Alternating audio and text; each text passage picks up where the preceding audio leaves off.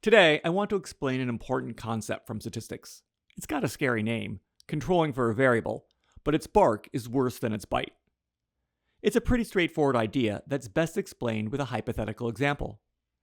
And while this example is hypothetical, and I've exaggerated the numbers for clarity, it does come from a very real issue in public health. So, let's imagine we are interested in whether or not different types of alcohol have a different impact on one's health. Hoping to answer that question, we decide to compare the share of beer drinkers with cardiac problems to the share of red wine drinkers with cardiac problems.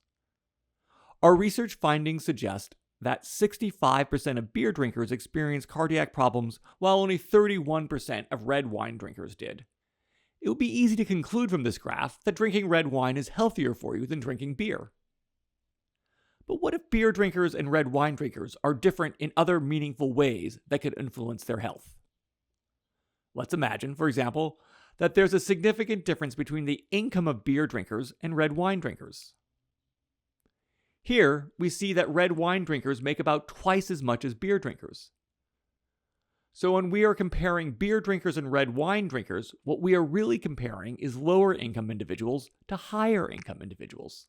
That raises a question. How can we know if it's the red wine they drink or the money they have that makes red wine drinkers healthier? Statisticians resolve this problem by doing what they call controlling for a variable.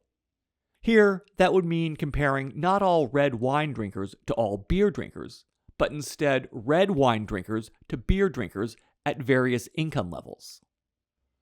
What we see here is that when we do an apples-to-apples comparison of individuals by income, comparing, for example, red wine drinkers making $10,000 a year to beer drinkers making $10,000 a year, and then red wine drinkers making $20,000 a year to beer drinkers making $20,000 a year, and so on, we find there's very little difference on one's health in drinking red wine or beer.